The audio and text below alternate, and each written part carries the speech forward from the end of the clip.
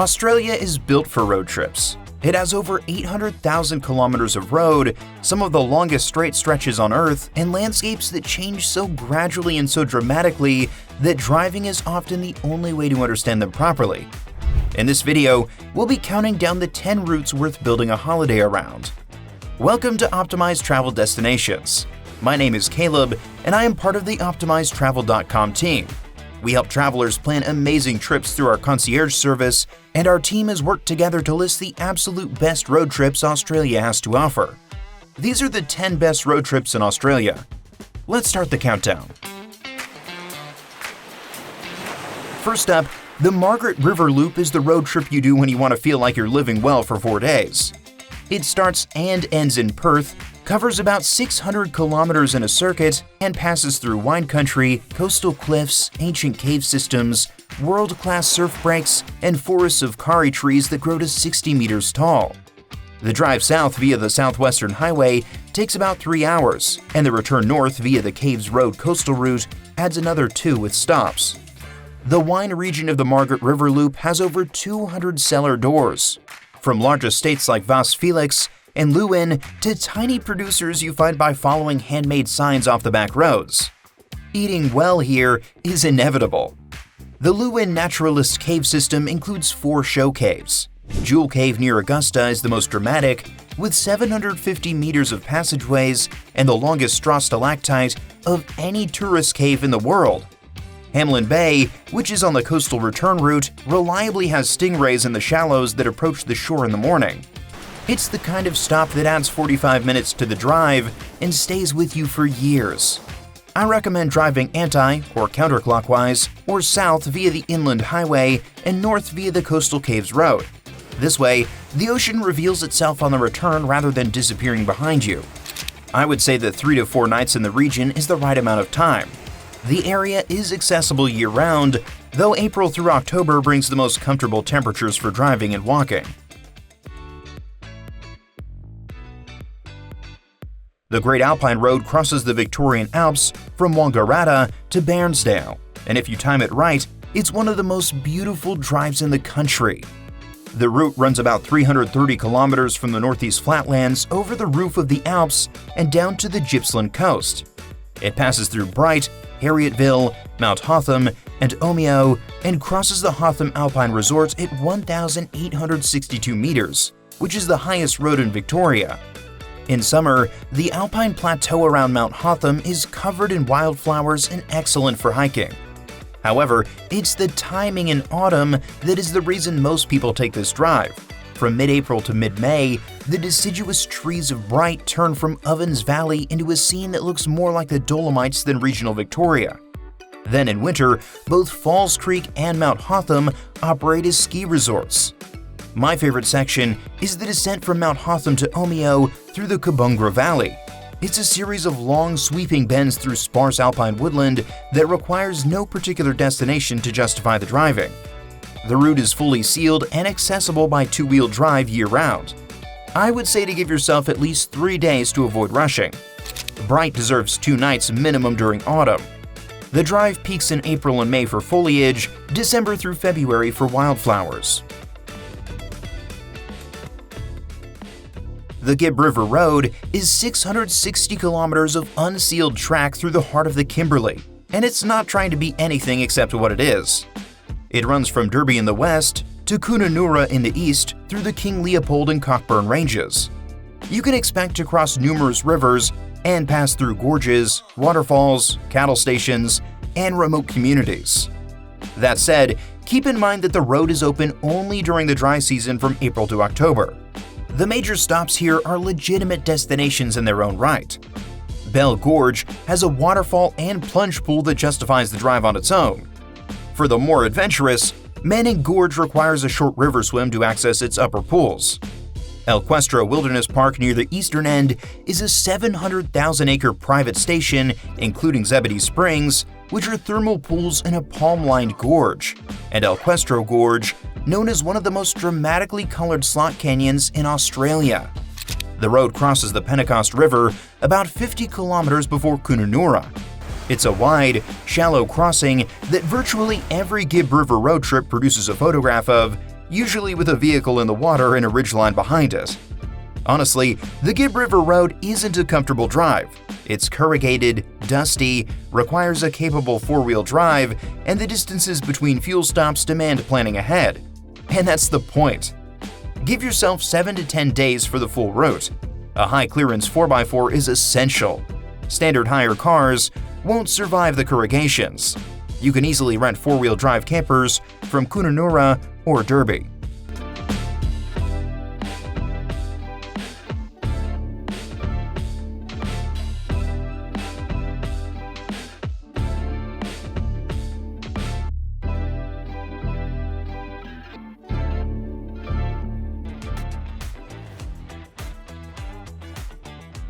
The Pacific Coast Drive from Sydney to Byron Bay is the road trip that most Australian backpackers do in their gap year, and it earns its place on my list regardless. The route runs about 800 kilometers from Sydney north to Byron Bay along and near the Pacific Highway, passing through the Hunter Valley, Port Macquarie, Coffs Harbour, and Ballina. Most people drive it in 2 to 3 days, but it rewards a slower pace across a week if you have the time. The standout stops, in my opinion, are the ones people skip between the obvious destinations. Bellingen, a small arts town in the Bellinger Valley, has the best coffee between Sydney and Brisbane and a community feel that makes 2-night stops easy to justify.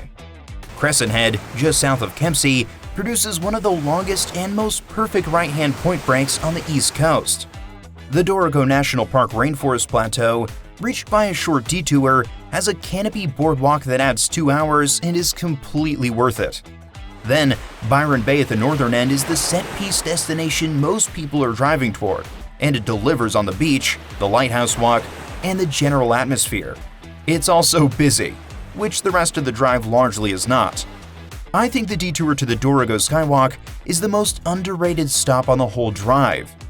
Standing above the rainforest canopy 700 meters above sea level makes no sense geographically until you're there and can see it with your own 2 eyes. The drive is accessible year-round by standard vehicle. I recommend planning the trip between March and November to avoid December and January school holiday traffic. Byron Bay accommodation in summer books out months ahead.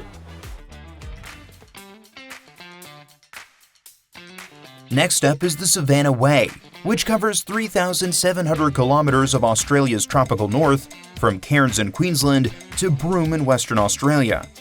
It's one of the great long drives of the continent. The route passes through Cairns, Undara, Georgetown, Normantown, Mount Isa, Tennant Creek, Katherine, and Kununurra before ending in Broome. You'll be crossing Queensland, the Northern Territory, and Western Australia. The Savannah Way is no weekend trip. In fact, the whole route takes between 2 and 4 weeks depending on pace. The headline stops include the Undara lava tubes, which are volcanic formations accessible by guided tour, and the Mataranka thermal pools in the Northern Territory, a natural hot spring surrounded by palm trees where the water temperature sits at 34 degrees Celsius year-round. Catherine Gorge in Nitmaluk National Park is a 13-gorge canyon system best explored by canoe. The route passes through genuine remoteness for long stretches. The Gulf country of northwest Queensland is flat, hot, and home to wild brumbies, enormous freshwater crocodiles, and some of the most isolated communities in Australia. My favorite section is the 3 days from Katherine through the Victoria Highway into the Kimberley. The landscape transitions from territory woodland into the ancient red ranges of Western Australia in a way that you feel as much as you see. The Savannah Way is open only during the dry season, or roughly May through October. Several sections require four-wheel drive, particularly around the Gulf country. The journey also demands advanced planning for fuel, as some towns are 400 kilometers apart.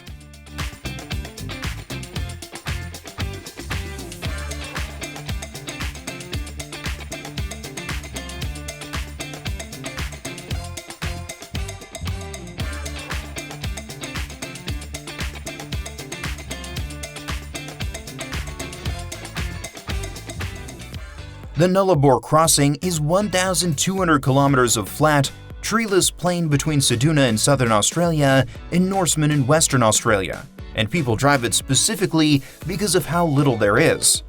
The Nullarbor Plain sits on a massive limestone plateau stretching south to the Southern Ocean.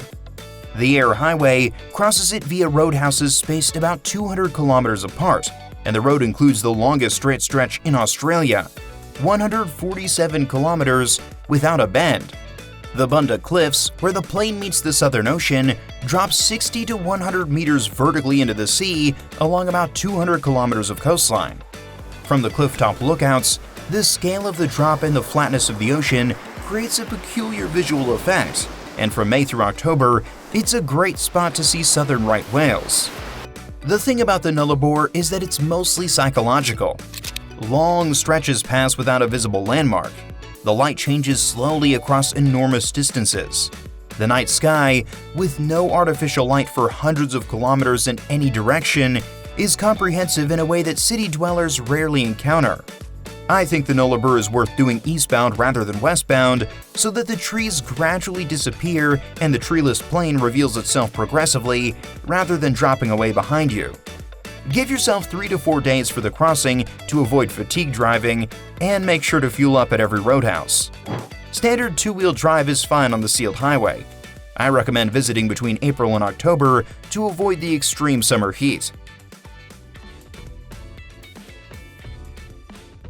The drive from Cairns to Cape Tribulation is only 140 kilometers, but it passes through 2 World Heritage areas and feels like crossing into a different world. The route heads north from Cairns along the Cook Highway, which hugs the coastline between the rainforest and the Coral Sea, before crossing the Daintree River by cable ferry and continuing through National Park to Cape Tribulation. The sealed road ends at Cape Tribulation though. Beyond it, only 4x4 tracks continue. The Cook Highway itself is one of the most scenic coastal drives in Australia, with the Great Barrier Reef visible offshore and the rainforest rising behind the road. After the Daintree Ferry, the road enters a different register. The canopy closes overhead, the light dims, and cassowary crossing signs stop being decorative. The Daintree Discovery Center has a 23-meter aerial walkway above the canopy. Mossman Gorge, just before the ferry, has clear, cold river swimming in granite boulders. Rex Lookout, about halfway between Cairns and Port Douglas, gives a panoramic view south along the coast that most people stop for. And you should too. If I had to pick only one thing to do on this drive, it would be arriving at Cape Tribulation Beach at dawn and looking south along the coastline where the rainforest runs directly into the sea. There's nowhere else on Earth where those two specific environments meet like that. The drive takes about 2.5 hours without stops, so I'd say allow a full day with stops. A two-wheel drive vehicle is sufficient to Cape Tribulation. Visit during the dry season, April to October. Oh, and those crocodile warning signs at the Daintree River should be taken at face value. The Sydney to Cairns Drive covers almost 3,000 kilometers of Australia's east coast, and it's the road trip most people mean when they say they want to do Australia. The route follows the Pacific Highway and Bruce Highway north from Sydney through Newcastle, Port Macquarie, Coffs Harbour, Byron Bay, the Gold Coast, Brisbane, Noosa, the Sunshine Coast, Airlie Beach, Townsville, and Mission Beach to Cairns. I'd say the full drive typically takes 2 to 3 weeks done properly. The appeal here lies in the accumulation of experiences rather than in any single destination. The surf towns between Sydney and Byron Bay, the hinterland detours in northern New South Wales, and the transition from New South Wales beach culture to Queensland tropical warmth somewhere around the Tweed are gradual and satisfying. Then the Whitsunday coast section, from Airlie Beach to Townsville, is where the drive shifts into the tropics properly. From Townsville north to Cairns, the highway runs through cane fields and coastal townships, and the Great Barrier Reef is present offshore the entire way. Honestly, the East Coast Drive is better done northbound than southbound. You start in the most familiar city and move progressively into the unknown, and the tropics reveal themselves as the destination rather than the beginning. Give yourself a minimum of 3 weeks to complete the full route without rushing. A standard hire car will do the job, but book accommodations ahead at popular stops during school holidays. The optimal season is April through October. The next destination is the runner-up to the best road trip in Australia. The Great Ocean Road was built by 3,000 returning soldiers as a living memorial to those who did not come back. And 243 kilometers later, it ends at the 12 Apostles. It earns its place on every list it appears on. The road runs along Victoria's southwest coast from Torquay to Allenford, about 100 kilometers west of Melbourne. It was carved into coastal cliffs between 1919 and 1932, and large sections offer a driving experience where the cliff edge and the Southern Ocean are simultaneously present on one side and eucalyptus forest on the other. The 12 Apostles are the big headline attraction at the western end of the drive. These giant limestone stacks rise straight out of the ocean, although erosion has reduced the original group down to 8 remaining formations. They are most dramatic at sunrise before the tour buses arrive. Lockhart Gorge, named for a ship that wrecked here in 1878, has accessible cliff-top walks and a beach at the gorge base reachable by steps. Bell's Beach, just outside Torquay, is Australia's most famous surf break and hosts the Rip Curl Pro competition each Easter. Kennet River, between Lorne and Apollo Bay, has one of the most reliable koala populations on the coast. The gray gums along Gibb River Road produce almost guaranteed sightings at dusk. I recommend driving it westbound to experience the building anticipation toward the 12 Apostles and staying overnight at Apollo Bay rather than trying to complete it in a single day from Melbourne. Give yourself a minimum of 2 days, with an overnight stay in Apollo Bay or Lorne. Visit between October and April for the warmest weather. The road is beautiful year-round. Before I reveal number 1, the place our whole team agreed belongs at the top of this list, I want to take a moment to tell you about why we made this video in the first place. Planning a trip to Australia can be genuinely overwhelming. Planning a road trip across Australia involves decisions that compound: which vehicle, which direction, which season, which stops deserve 2 nights instead of 1, and how to handle the significant distances between the most interesting parts. Getting any of those wrong wastes days that are hard to recover. That's exactly what Optimized Travel was built for. Our concierge team builds self-drive Australia itineraries that get the sequencing right, combining the right roads with the right seasons and the right pacing, so the logistics of the drive work as well as the landscapes. Head to optimizedtravel.com to find out more or click the link in the description. And now, number 1. The Red Centre Way connects the 2 most powerful landscapes in Australia, Uluru and Kings Canyon, with the ancient heart of the continent between them. This route runs about 1,100 kilometers in a loop from Alice Springs through Uluru-Kata-Tjuta National Park and back via Watarka National Park, also known as Kings Canyon. The drive through the West MacDonnell Ranges west of Alice Springs adds another 200 kilometers of gorges, waterholes, and ochre cliffs that most visitors include in the circuit. Uluru is the center of everything here, and it exceeds expectations in ways that are hard to predict. The rock is 348 meters high and 9.4 kilometers around the base, and its relationship with the light is extraordinary throughout the day. The color at sunrise, shifting from deep purple to orange to vivid red in under 20 minutes, it's one of the most reliably remarkable natural events in Australia. Kings Canyon, 320 kilometers from Uluru, is the drive's second act. The rim walk circles the top of a 270-meter sandstone canyon and descends into the Garden of Eden, a permanent waterhole at the canyon's base, surrounded by cycad palms unchanged since the Jurassic period. Be ready though, the walk takes about 4 hours. My favorite thing about the Red Centre is the silence. In the middle of the day, between Uluru and Kings Canyon on the Luritja Road, the landscape is completely still. It's one of the few places in Australia where the absence of sound feels like something you're listening to. The Red Centre is best visited between April and September, as summer temperatures regularly exceed 45 degrees Celsius. Alice Springs is the base, accessible by direct flights from all major Australian cities. Trust me and give yourself at least 5 days to experience the region without rushing.